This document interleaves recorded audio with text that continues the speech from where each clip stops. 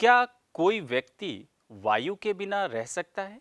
हम लोग दिन में 2-3 बार भोजन करते हैं तथा कई बार पानी पीते हैं, लेकिन सांस लगभग प्रत्येक सेकंड लेते रहते हैं। जीवित रहने के लिए वायु सभी जीवों के लिए आवश्यक है। मनुष्य जैसे कुछ जीव बिना भोजन और बिना पानी लिए कुछ समय तक जीवित रह सकते हैं, लेकिन सांस लिए बिना कुछ मिनट भी जीवित रहना संभव नहीं होता।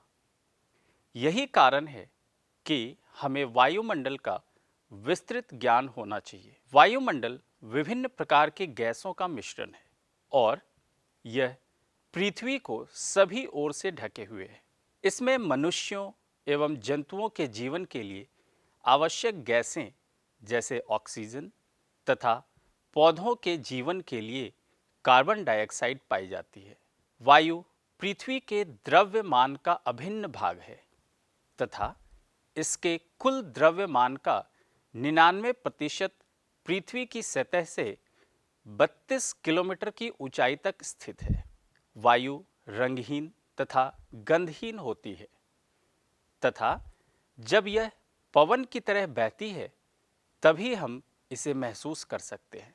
आइए अब हम वायुमंडल के संगठन के बारे में चर्चा करते हैं। वायुमंडल गैसों, जलवाष्प एवं धूल कणों से बना है। वायुमंडल की ऊपरी परतों में गैसों का अनुपात इस प्रकार बदलता है जैसे कि 120 किलोमीटर की ऊंचाई पर ऑक्सीजन की मात्रा नगण्य हो जाती है। इसी प्रकार कार्बन डाइऑक्साइड एवं जलवाष्प पृथ्वी की सतह से 90 किलोमीटर की ऊंचाई तक ही पाए जाते हैं। आइए अब हम वायुमंडल में गैसों की उपस्थिति के बारे में चर्चा करते हैं। कार्बन डाइऑक्साइड मौसम विज्ञान की दृष्टि से बहुत ही महत्वपूर्ण गैस है, क्योंकि यह सौर विकिरण के लिए पारदर्शी है, लेकिन पार्थिव विकिरण के लिए अपारदर्शी है।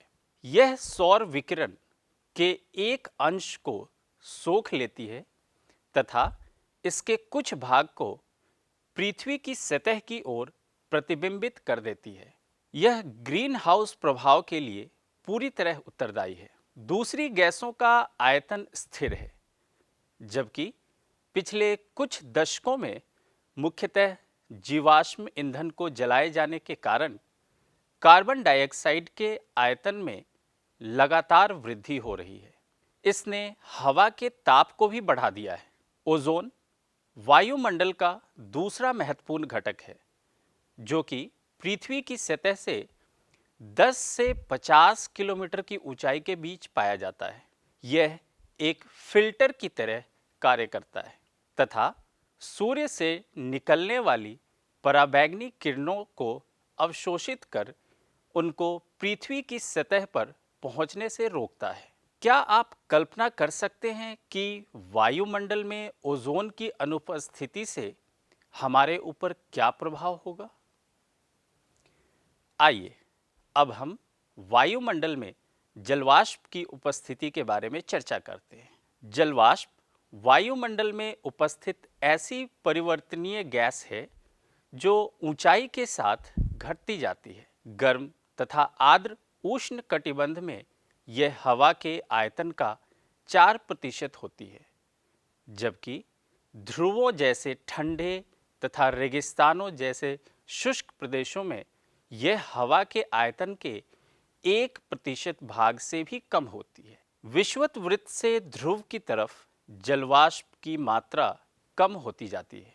यह सूर्य से निकलने वाले ताप के कुछ भाग को अवशोषित करती है तथा पृथ्वी से निकलने वाले ताप को संग्रहित करती है। इस प्रकार यह एक कंबल की तरह कार्य करती है तथा पृथ्वी को ना तो अधिक गर्म तथा ना ही अधिक ठंडा होने देती है।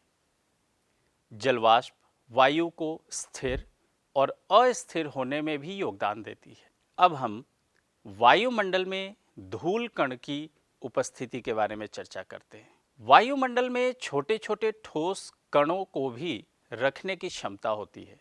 ये छोटे कण विभिन्न स्रोतों से जैसे समुद्री नमक, महीन मिट्टी, धुएं की कालिमा, राख, पराग, धूल तथा उल्काओं के टूटे हुए कण से निकलते हैं।